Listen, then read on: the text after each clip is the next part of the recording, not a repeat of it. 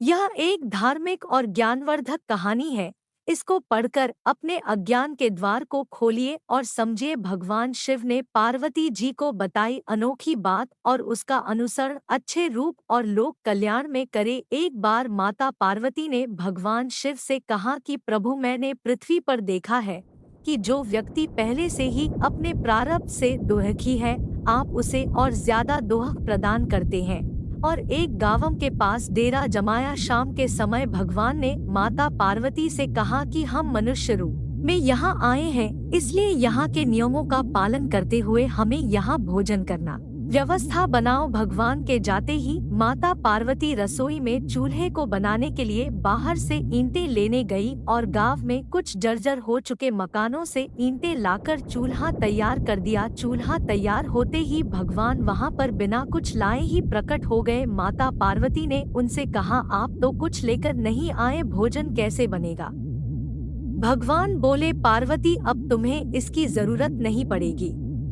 भगवान ने माता पार्वती से पूछा कि तुम चूल्हा बनाने के लिए इन ईंटों को कहां से लेकर आई? तो माता पार्वती ने कहा, प्रभु, इस गांव में बहुत से ऐसे घर भी हैं जिनका रख रखाव सही ढंग से नहीं हो रहा है।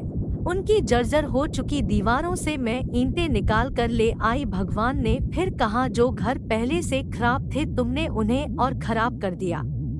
तुम ईंटें उन सही घरों की दीवार से भी तो ला सकती थी। माता पार्वती बोली, प्रभु, उन घरों में रहने वाले लोगों ने उनका रख रखाव बहुत सही तरीके से किया है और वो घर सुंदर भी लग रहे हैं। ऐसे में उनकी सुंदरता को बिगाड़ना उचित नहीं होता। भगवान बोले, पार्वती, यही तुम्हारे द्वारा पूछे गए प्रश्न का उत्तर है। जिन लोगों ने अपने घर का रख रखाव अच्छी तरह से किया है, यानी सही कर्मों से अपने जीवन को सुंदर बना रखा है, उन लोगों को दुख कैसे हो सकता है?